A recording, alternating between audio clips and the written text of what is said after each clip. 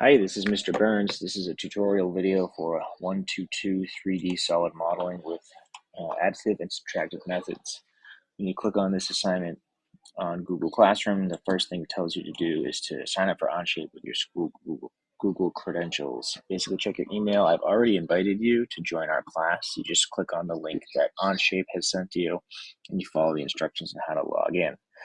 Once you log in, you'll see something kind of like this. I have a lot more files already, but you'll see a landing page where you can create your first document. You're going to title this 1.2.2. You're going to give me your name, and then I want you to call this additive and subtractive methods. All right, and you can create a public document. While this is loading, we're going to go back and see, we've created a document. Now we need to follow along with the tutorial videos. This tutorial right here is from YouTube. This woman does a great job explaining how to use both of the methods to create one of your objects that you need to model. She makes this more complicated shape down here. If you follow along with her, you can insert a screenshot of what you created below. I'm going to walk you through real slowly on how to do one of these three. You got to do all three.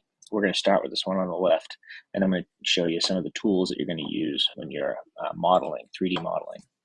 So after you've created your document with your name, you can see that that's up here on like the main toolbar. You're going to see this shape here with these different planes. They're labeled front, top, and right. Those are listed here in the browser bar on the left. You can hit the eyeball to hide these planes, or you can hit the key P on your keyboard to make them appear and disappear. All right, you've also got this bullseye right here in the center. That's called your origin. That's like the center of your modeling universe. I like to keep the origin always in view. And I like to sketch things on the front plane. Sometimes I sketch on the top plane if I'm going to be 3D printing these objects. But for our purposes today, we're going to sketch on the front plane. And we're going to hide the other ones right now. Okay, so we're going to be sketching on this, basically this piece of paper. All right, and the first thing that we want to do is we want to click on Sketch. And it says to choose your plane. What plane do you want to sketch on? We're going to click on the blue space right here for the front plane. Okay. Up here on the top right, there's this thing called the view cube. And when you click on this, it's kind of like a Rubik's Cube with all these different sides. And as you click on the different spots, it'll rotate your perspective as to what you're looking at. And we want to be looking straight ahead on the front plane. So we'll click front right here. And that's the plane that we're going to be sketching on. All right. What the heck are we drawing? Let's go back to our objects. We're going to be drawing this component right here. I've got a view of that over here for our reference. So what we're going to do is we're going to sketch this object, and we're going to use the same units that there is on this paper, where this is just going to be 1 unit long. In Onshape, you can always change your units up in these 3 lines where you go to workspace units. Right now we're using inches. You could change it to whatever you needed to. The default is inches. That's what we're going to keep it at today. Okay, and we need to draw this green shape.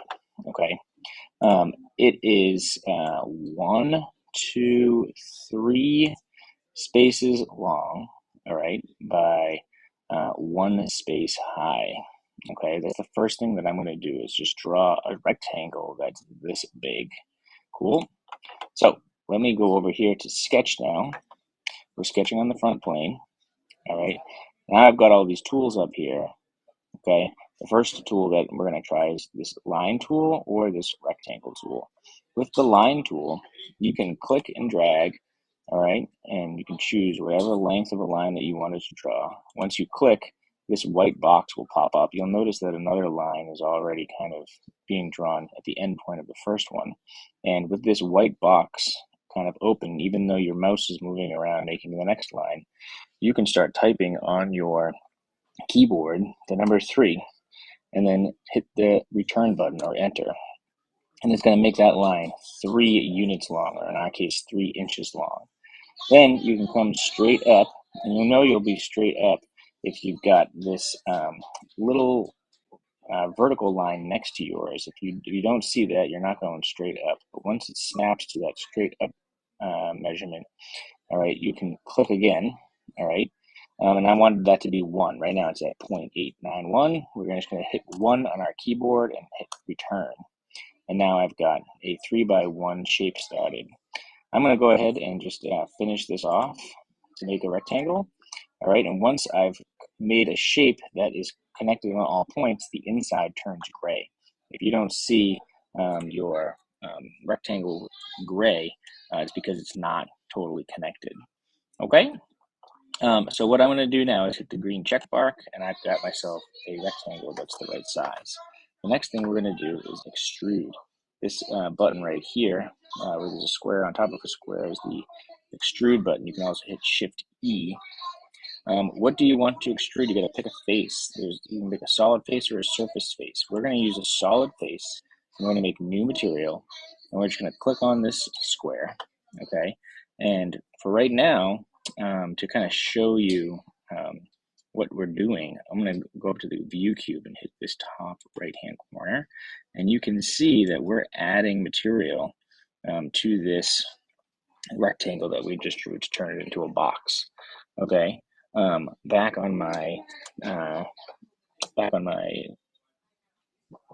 Google Doc, all right, I can see that what I need here is I need to extrude this box. Let's see if I can draw another line here.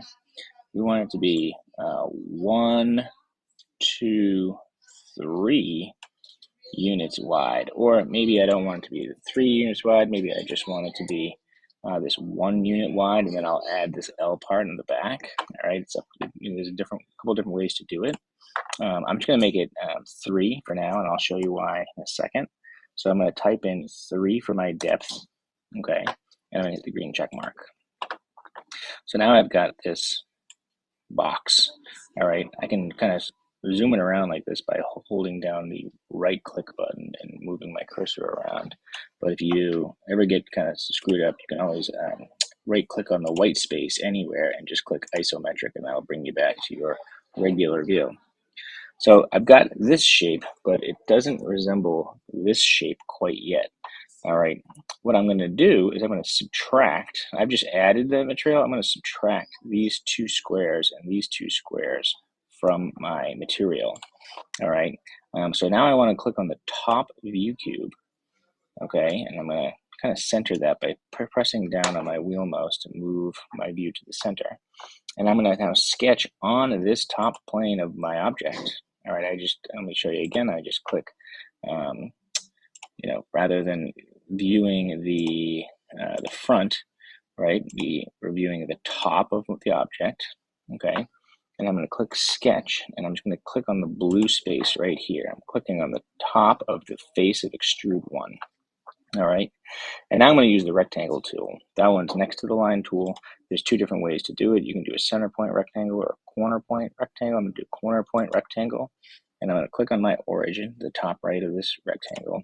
I'm going to click and drag, okay? Notice that there's 2 dimensions that are changing as I move my mouse. You can click anywhere, all right? And what I want to do is I'm going to change the dimension of the top part of that new rectangle to 1. And I'm going to go back just to double check, and I think that the length of that rectangle that I'm going to cut is going to be 2 units. And so now I can type 2 on my keyboard and return, and that's going to give me this new rectangle right here. I'm going to hit my check mark. All right, and now I can see that I've drawn let me go isometric here.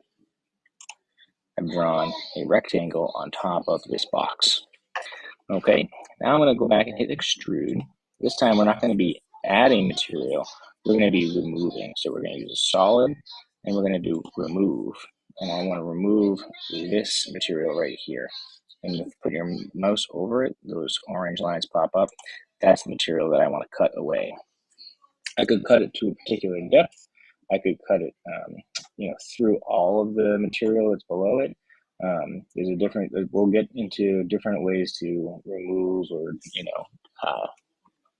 limit the amount of material that we're adding and removing with these different objects. Right now, we'll do blind 1 inch. That's going to bring it all the way through.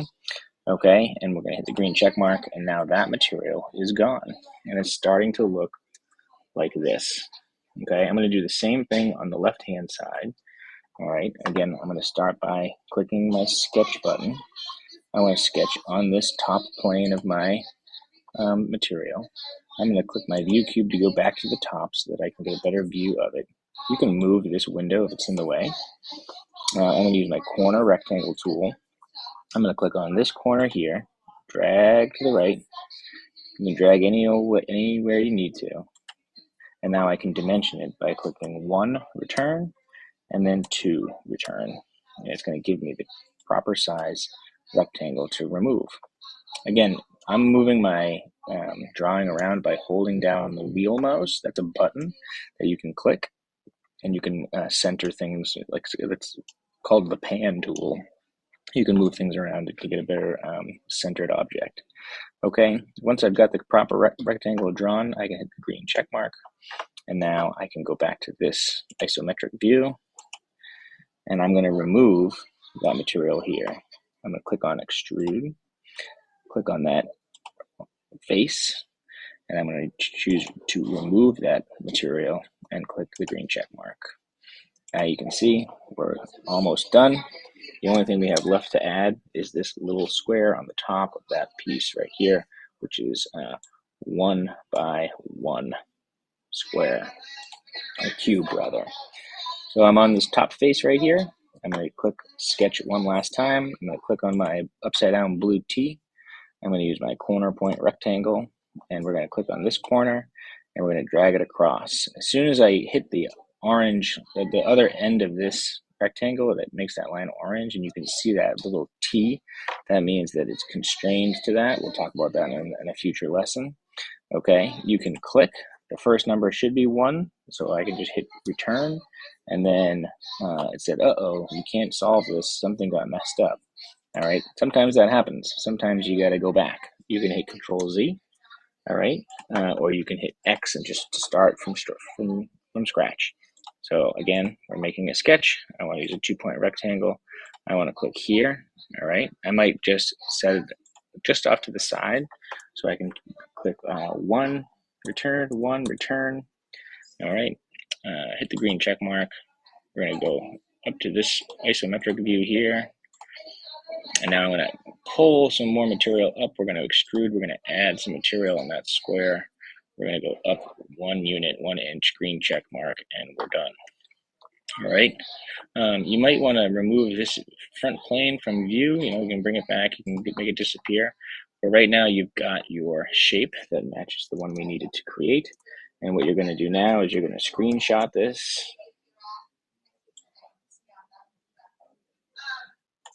And you're going to add it to your submission. Insert an image from the computer, screenshot. And there it is. And you can do that for the rest of the objects on here, and you can follow the tutorial videos that are on Google Classroom.